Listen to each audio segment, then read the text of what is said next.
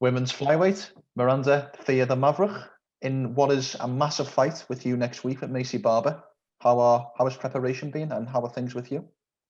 Preparation's been amazing. I've had a longer fight camp for this fight than I think I've ever had for any fight. So it's been really intense for, 12, 16 weeks. I've been training for it.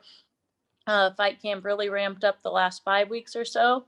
And now we're in the last mark. So now I'm doing all my water loading and get all that in, and diet's on point. Weight cut's going to be easy peasy. I'm actually at a lighter weight than I've ever been to start a weight cut. So I'm really excited about that. And training's been hard as always, but can't complain about it. It's better. When did this fight get signed? Because it does feel like it's being announced, virtually announced 3-4 months ago. Yeah, it was announced after my Jillian Robertson fight. I think sometime maybe mid-April or beginning of April. Yeah, it does feel a real while away, considering some fights in the UFC are such short notice. And then I remember seeing the fight being announced and seeing July 24th and almost being a bit perplexed, thinking that seems so long away. Yeah, I think so. But the thing was, they had so many flyweights booked already far out. They didn't want to, I guess take a chance to where I wouldn't have an opportunity to fight. And it was kind of the fight that they already wanted. I could tell the first, even a couple months before that, that was the fight they wanted to get booked, just from the way that they were handling the promotion side of things. I was going to ask you about that. Is obviously you're 24, very early in your career, and Macy's obviously 23 and very young in her career. Was there any surprise getting this fight offered to you, because it is, to a certain extent, still prospect versus prospect? I don't think it was surprising at all to me. I think we both knew it was coming down the line, honestly. The first time we ever talked to each other, they told me the UFC team was like, they were videoing, and they asked me to go back into the elevator I came out of and come out again, so that they get the whole shot of us meeting each other. And I was like, what? And that was as soon as I knew. I was like, they're trying to hype up this fight, I see. So we both knew this fight was going to happen. I wish it would have been further down the line, to be honest, when we were both more at our peak and both like at the height of our career, rather than 13, 14. I think they could have done it when we were 5 and 6 or something like that, and really had a lot more hype to back up the fight. And I also think it would have been better because they would still have 2 prospects in the rankings, to where now whoever loses, like, we're basically kicked out of the rankings. And that doesn't make any sense to me when they're trying to get new blood in. Yeah, it is a bit of a cliched question. It is a bit of a cliched response, but considering your age and both of your potential, there is a higher likelihood we could see a rematch in years to come. Oh yeah, for sure. I would say so. Out of interest, I had a little bit of a look. Correct me if I'm wrong, but are you currently studying for a PhD? So I'm actually pursuing my master's. I'm going to have my in the next semester. It was PhD. Didn't really have a choice in the matter, but I got kind of booted out of the program as a result of MMA, not because of my grades or anything. They just thought that I wasn't having my priorities on school, and I could argue every way I want, but it's done. So it'll end up being better for me in the long run, I think, just because I am able to focus on fighting 100% now. And I've never not been in school and fought. I've lived in college ever since I started my MMA career. So this is a new opportunity to just like turn into Miranda Maverick 2.0. Sounds a little bit like institutional politics there, a little bit like, the to and fro and all of that. Yeah, I could complain some more, but I'm not going to. And correct me if I'm wrong, was it industrial psychology you were studying? Yep, industrial organizational psychology. I'm focused more on the industry side of things. How does that coincide with MMA? Is there any parallels at all between what you're studying and your career? Not really. People ask that. I think education as a whole somewhat helps in the MMA, like just giving me a better fight IQ and the awareness and being able to think quickly and think through things. But the degree itself is focused on people analytics. So I've done a lot of research on people and how people think. But I think common sense does that a lot for you too. Within the fighting arena, I try to watch everything my opponent does, whether it be mental, physical, their fights, their interviews, that kind of thing. And I think it does give you an edge when you're able to analyze that yourself. I know a lot of fighters don't watch the other fighter, or they don't watch their own fights because they leave it to their coaches. And I guess I like being in more control. Yeah. I've often heard that the fighters don't like watching their own fights. They don't particularly like watching themselves, and it almost reminds me a little bit of me, almost watching back an interview and hearing you. There's nothing worse than hearing your own voice on a video sometimes, but it's got to be done for improvement, perhaps. That's what I think. I have never understood that. And I need to find someone who thinks that and see why. I've had them tell me that, and they never have a real reason for why not, other than they just don't like it or it makes them feel a certain way. And I'm like, that's how I improve. I watch my own fights and I look at it criticizingly. I'm probably my worst critic. Yeah. And I fight and I think, if I was my opponent, what would I be seeing? You know, and I really write down on a piece of paper, just like I do my own opponents, holes that I see, things that I see wrong in what I'm doing. You know, my hand's not up on this side right here. I do this. When I punch, I do this. And I write down a bunch of notes, and then I go to training that day and the next few months, and I work on everything that I saw that was wrong. Of course, that's only common sense, and improvements in your weakness in anything, because it seems quite perplexing for a fighter to not watch their own history back and improve, to be candid. I agree. Let's talk about the fight at hand. So, as I mentioned, next Saturday, July 24th, yourself versus Macy Barber, and perhaps the most cliche question I can ask, but talk to me about what you view about her style and her skill set. Like I said, I watch her interviews, so I wouldn't doubt she wasn't watch mine. Take too much, but you know, Macy's wild. She goes in there into every fight, and I'll give her credit for this. She puts all of it. Yeah. Puts every got in every fight she does. I truly believe that, and she does the best she can. I just think I'm going to be the better fighter that day. I think I have better technique all the way around, and I have more dominant advantages than she does. She's good everywhere. I don't think she's great anywhere. I think I'm very good on the ground. I think I'm getting to where I have very good striking. And more than anything, I think I have really good awareness and the ability to adapt in the middle of a fight. I think a lot of fighters have a fight plan, or a game plan when they walk into a fight. And when they have to change that, or it starts going wrong, they get very flustered and get worried. And for me, it's always been very easy to transition from one thing to another. That's why it's mixed martial arts. It's not about being the better striker or the better grappler or the better anything. It's about being the better as a whole.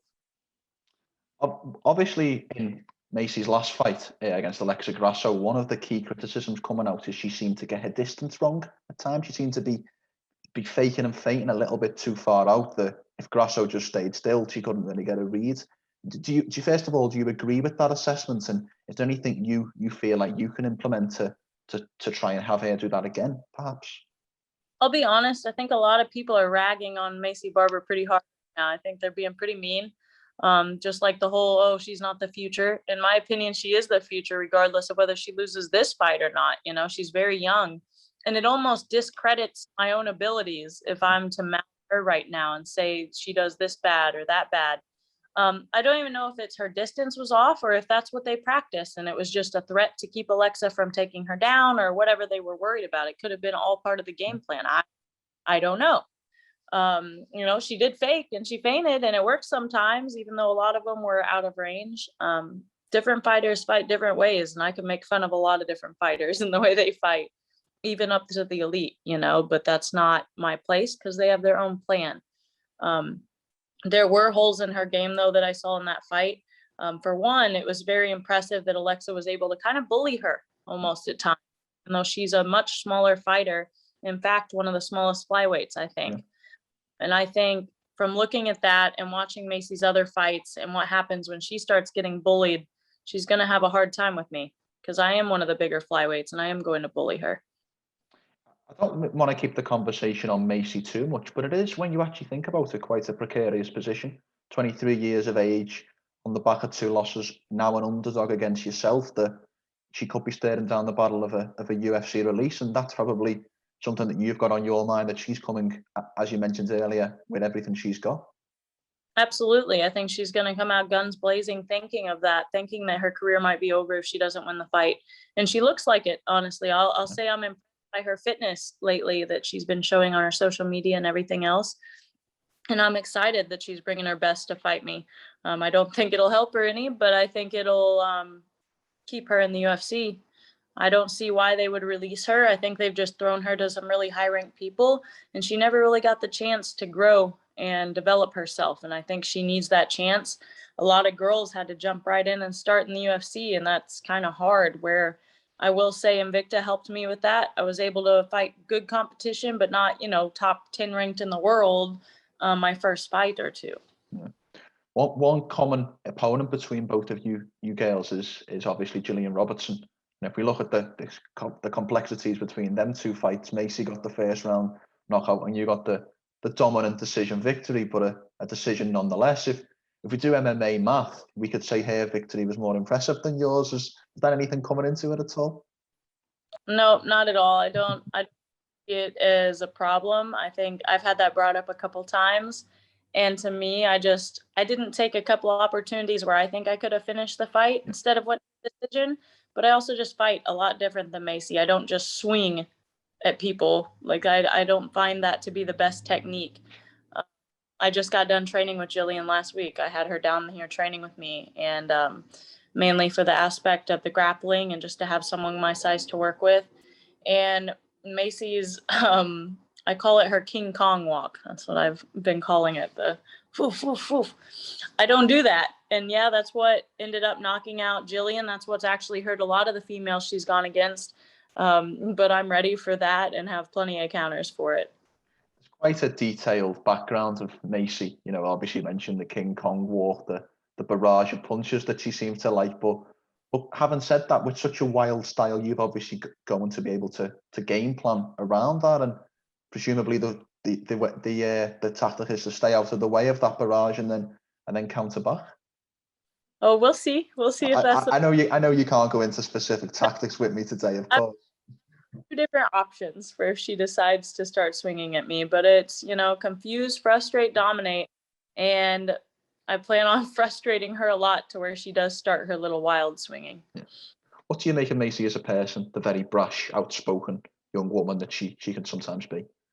I don't like saying anything about somebody I don't know very well, and I've heard a lot of things about her, and not very many of them are good. But I will say the time that I've met her and spoke with her, she's been respectful to me and vice versa. And so far, she hasn't mouthed at all for this fight, which has been surprising to me. And if it stays that way, then there's respect between both of us, and there's always respect after the fight as well. Yeah, superb answer. And obviously, as you mentioned earlier, this is number 13 versus number 14.